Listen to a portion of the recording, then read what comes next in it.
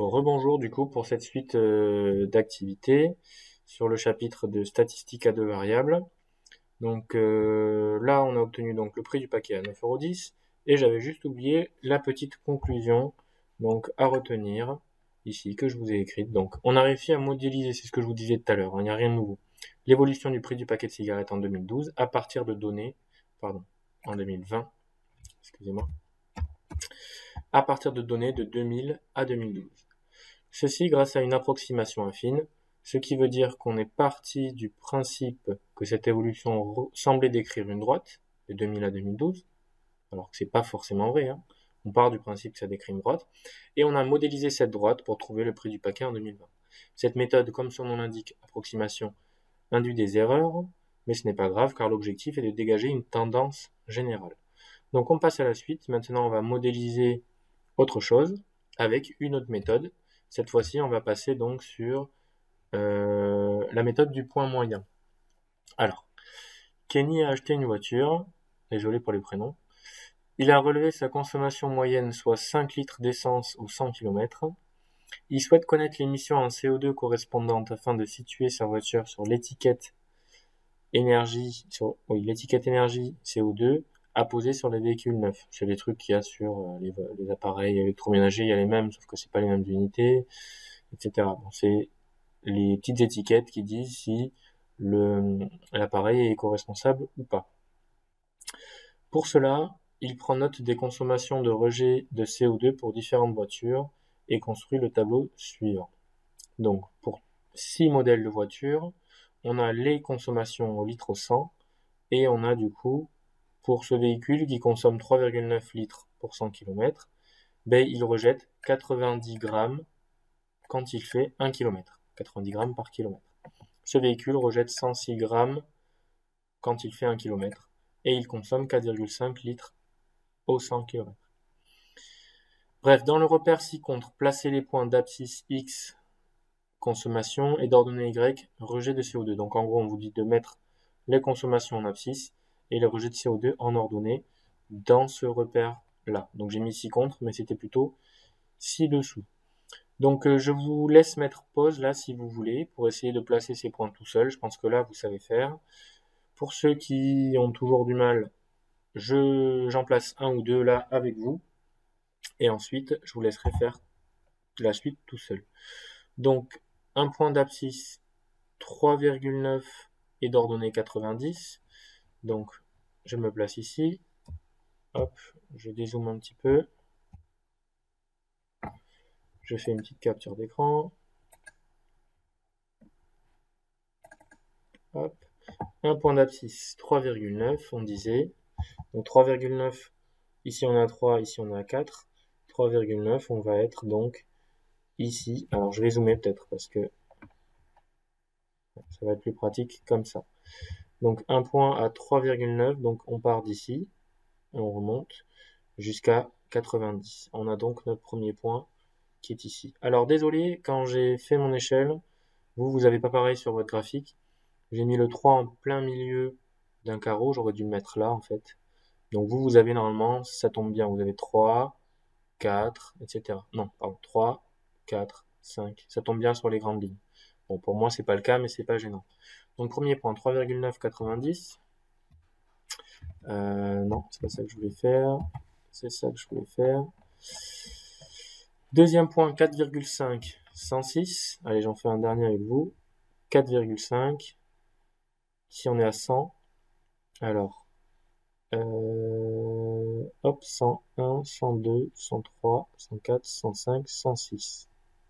Donc ici, deuxième point, 106, donc 107, 108, 109, 110. On est bien ici à 110.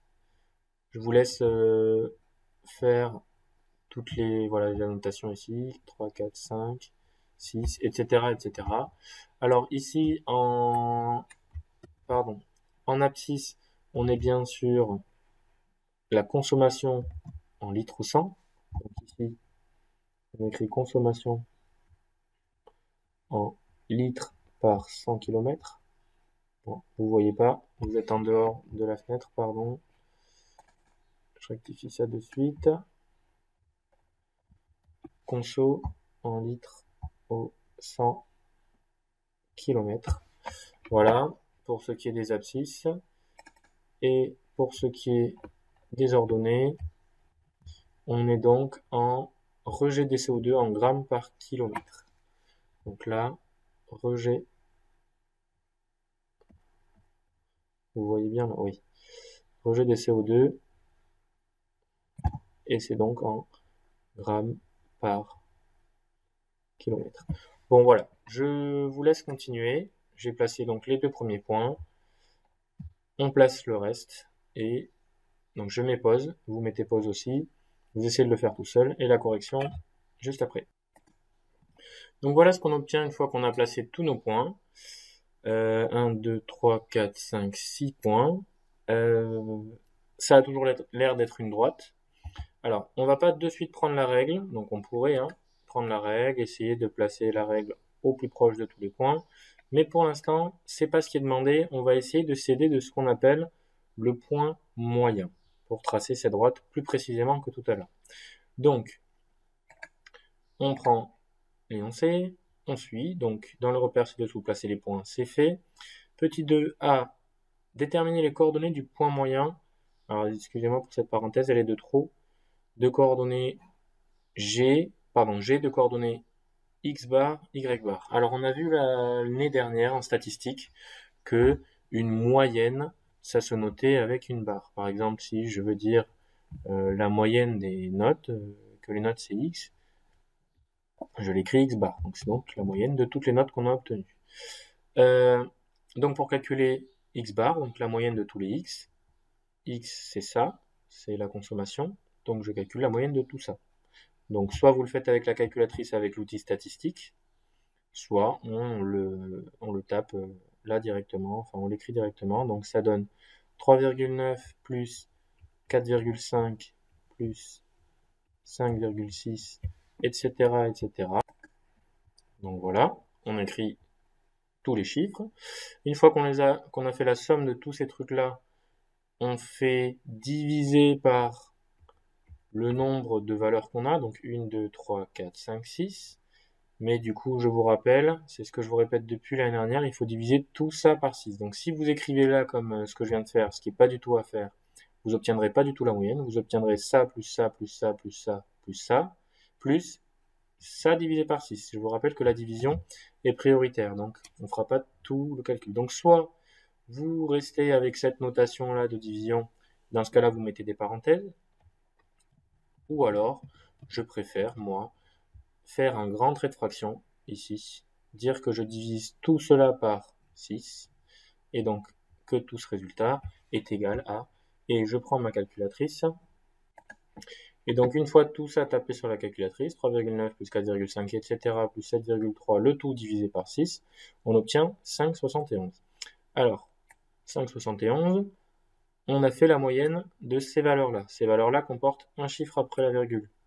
Je vous ai dit que quand on faisait une moyenne, on pouvait se laisser le luxe de mettre un chiffre après la virgule de plus. Donc là, on va garder deux chiffres après la virgule. Donc, il faut que j'en note 3 chiffres d'abord, pour dire comment je vais faire mon arrondi.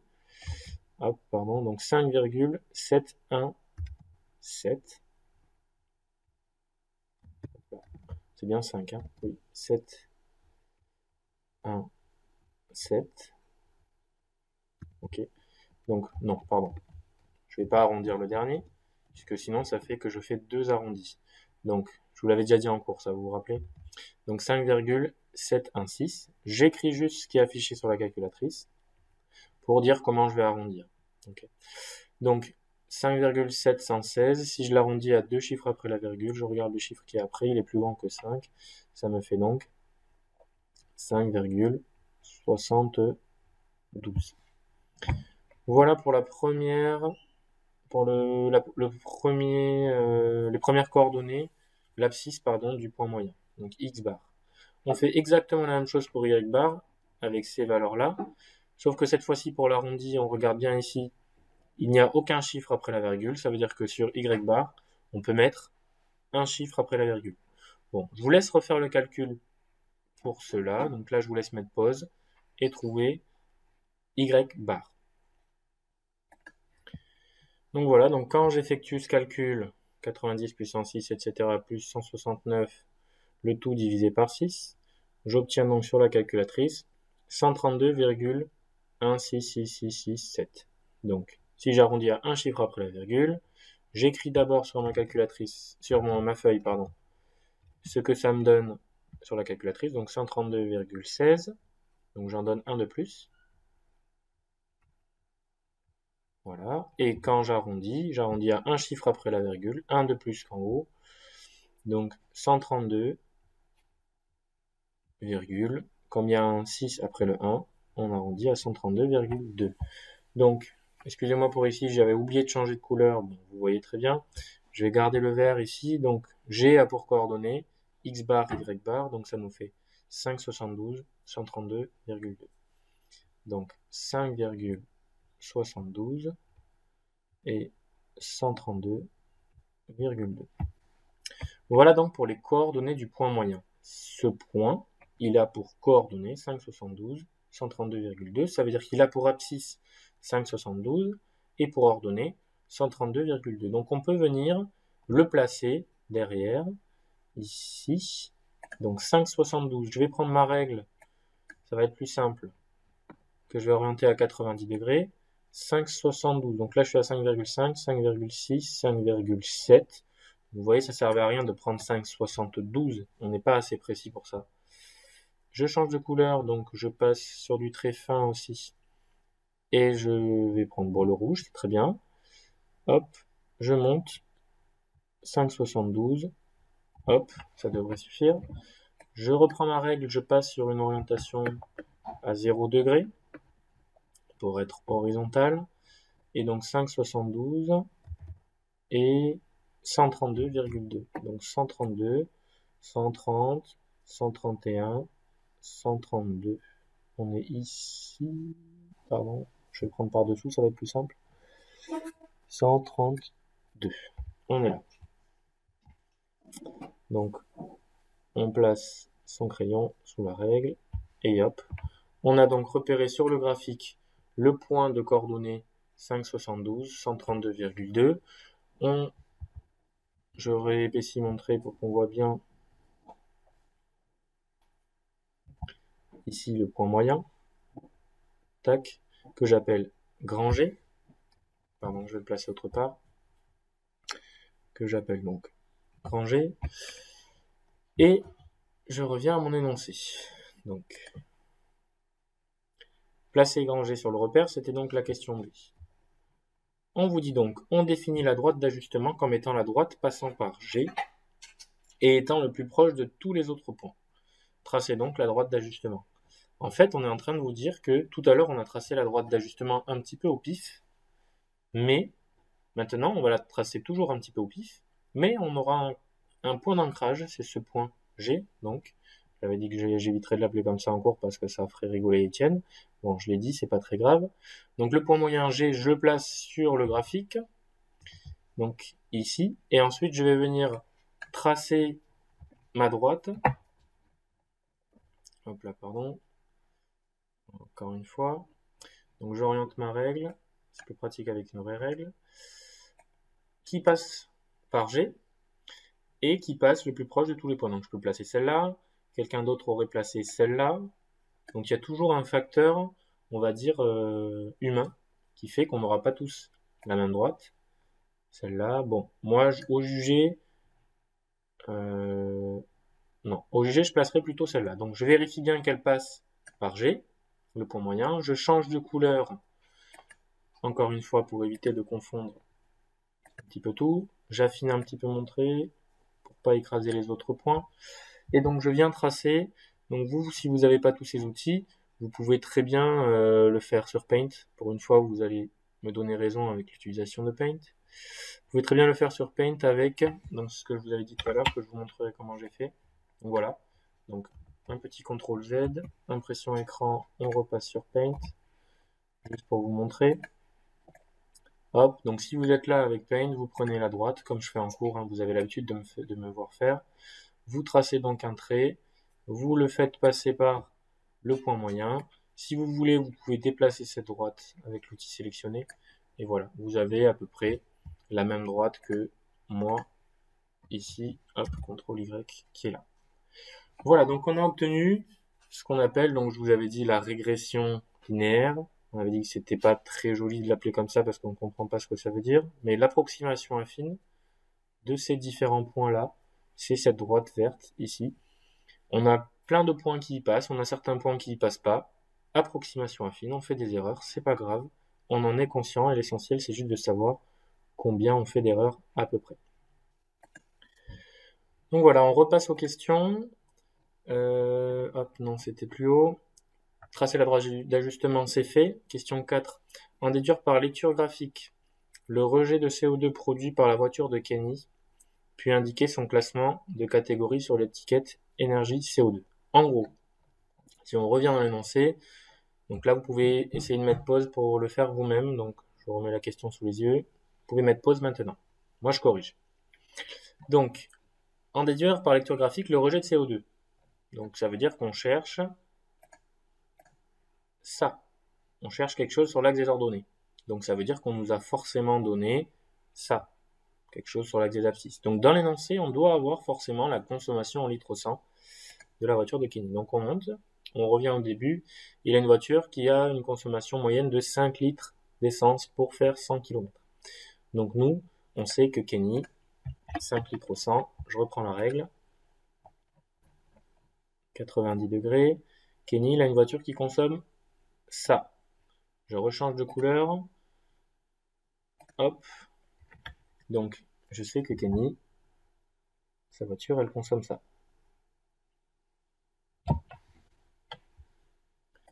Et je viens m'arrêter sur cette droite, donc sur le modèle que j'avais défini tout à l'heure, comme étant l'approximation la plus juste de ce qu'on avait jusque-là, de tous les points qu'on avait qui étaient dus, tous les 6 modèles qu'on avait recensés. Ensuite, je viens donc projeter la valeur ici directement sur l'axe des ordonnées, puisque je cherche le rejet de CO2 qui est sur l'axe des ordonnées. Hop. Et toc. J'arrive donc entre 110 et 120, je suis donc à 115. Je suis juste un peu au-dessus, donc on va dire 116 ici. Donc 116. Hop. Donc là, si cette fonction s'appelle f, on peut écrire que f de 5 est égal à 116. Et ça, c'est ce qui va nous aider à répondre à la question qui est juste derrière. Alors, on va juste ici, non, ici. Ah oui, j'ai oublié de vous mettre des petits pointillés pour que vous puissiez écrire, c'est pas très grave. On va écrire à côté, vous pourrez faire pareil. Et pour ceux qui sont sur ordinateur, vous pouvez même vous-même vous rajouter vos petits pointillés ou écrire à la ligne. Donc, en déduire par lecture graphique le rejet de CO2, c'était donc 116. Donc, Kenny, la voiture de Kenny. Bon, on va pas les faire comme ça va être super long. Je vais repartir sur le texte, pardon. Hop. On va changer de couleur. La voiture de Kenny rejette donc 116 grammes, c'était par kilomètre. 116 grammes par kilomètre de CO2. Hop. Voilà, et on nous dit, puis indiquer son classement en catégorie, sur l'étiquette énergie CO2. Donc on revient au tout début de l'énoncé, vous pouvez mettre pause si vous voulez le faire vous-même. 116 grammes par kilomètre, on remonte, on vient faire un petit zoom ici. Alors 116 grammes, on est donc entre 101 et 120, on est donc sur une catégorie B.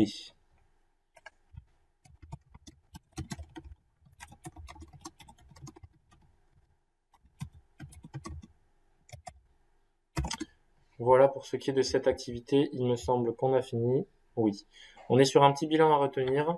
Je vais mettre pause, je vous l'écris et comme ça vous aurez donc un petit bilan du cours pour essayer de gagner quand même quelques minutes sur ces vidéos. Faut pas non plus que ça nous fasse 1 heure de vidéo à chaque fois. Voilà, à tout à l'heure pour donc la suite où je vais vous faire un petit point là-dessus Mais par contre, tout le reste, ce sera à vous de faire. Donc du coup, pour ce qui est de ce petit bilan, je vous ai donc écrit ce qu'il y avait à écrire dans ce bilan à retenir. Le point moyen appartient à la droite d'ajustement. Donc ça veut dire que ce point-là, G, appartient forcément à la droite qu'on aura tracée, par définition. C'est ce qui avait marqué dans l'activité. Ensuite, ces coordonnées correspondent donc à la moyenne des x et des y. C'est-à-dire que G aura pour coordonnées x bar et y bar. Et je vous ai mis une petite formule ici pour vous rappeler. Bon, je ne sais pas si ça vous parle plus qu'autre chose, mais c'est une petite formule qu'on donne aux élèves. Mais bon, parfois ça vous parle pas trop. Et de toute façon, une moyenne, vous savez faire. Quand on vous montre ça, ça vous dit pas ah oui, je sais ce qu'il faut faire. Quand on vous demande de calculer une moyenne, vous avez l'habitude de le faire en calculant la moyenne de vos notes. Ben, c'est exactement la même chose. On fait la somme de toutes les valeurs divisée par le nombre de valeurs qu'on a dans le tableau. Donc x1 c'est la première valeur des x du tableau, x2 c'est la deuxième valeur de x, etc. etc. jusqu'à n valeurs dans cet exemple-là. Donc voilà pour ce qui est de trouver les coordonnées du point moyen, sachant que quand on va utiliser la calculatrice, il n'y aura même pas besoin de faire le calcul, elle nous donnera toute seule les coordonnées du point moyen. Ensuite, droite d'ajustement affine, qu'est-ce que ça vient faire ici? On vient de dire que le point moyen appartient forcément à la droite d'ajustement. Et là, il y a un nouveau mot de vocabulaire. Ça veut dire que les coordonnées du point moyen vérifient l'équation de cette droite, de la droite d'ajustement. Qu'est-ce que ça veut dire que les coordonnées d'un point vérifient l'équation d'une droite? Ça veut dire que si la droite d'ajustement elle a pour équation y égale à x plus b, ce qui est l'équation d'une droite, de n'importe quelle droite, a et b étant des nombres réels, ça veut dire que si je fais a fois x bar plus b, donc si je fais ce calcul-là, mais pour x bar, ben le résultat il va me donner y bar. Voilà, c'est juste ça. Donc quand dans un problème on va vous demander est-ce que le point, vérifier que le point moyen appartient à la droite d'ajustement, ben, ce qu'il va falloir faire c'est juste faire a fois x bar plus b, sachant que vous aurez x bar, vous aurez a, vous aurez b, et vous allez vérifier que vous trouvez exactement le même résultat que y bar. Voilà tout. Voilà, c'est tout pour cette partie. Pour la partie suivante, je vous ferai donc une dernière vidéo pour l'utilisation de la calculatrice. Donc là, vous avez vidéo 1, vidéo 2 et la vidéo 3 juste après pour l'utilisation de la calculatrice. Et ensuite, tout ça, ce sera à faire pour jeudi prochain. Voilà, donc 2 activités à faire tout seul, sachant que celle-là, je vais vous aider déjà à rentrer les valeurs sur la calculatrice. Ce sera juste à vous de venir compléter tout ça. Voilà, donc là vous avez déjà du boulot, même si cette activité-là on l'avait déjà faite, débutée en cours on va dire. Là vous avez au moins du boulot par rapport à ça, vous pouvez revenir en arrière, revoir ce que vous avez compris ou pas. Allez, donc deuxième vidéo de 23 minutes, je pense que ça suffit. J'espère que votre confinement se passe bien, que vous restez chez vous comme ça allait demander. Et que voilà, vous vous ennuyez pas trop. Si c'est le cas, je vous donne du travail de toute façon. Voilà, je vous souhaite une bonne journée à toutes et tous. Et n'hésitez pas à me poser des questions. Réfléchissez un petit peu d'abord, parce que imaginez le nombre d'élèves que j'ai vu, enfin le nombre de mails que je vais recevoir. Essayez de réfléchir d'abord entre vous, et puis si vous avez des questions, n'hésitez pas sur le groupe Snapchat qu'on vient de créer. Voilà, bonne journée tout le monde.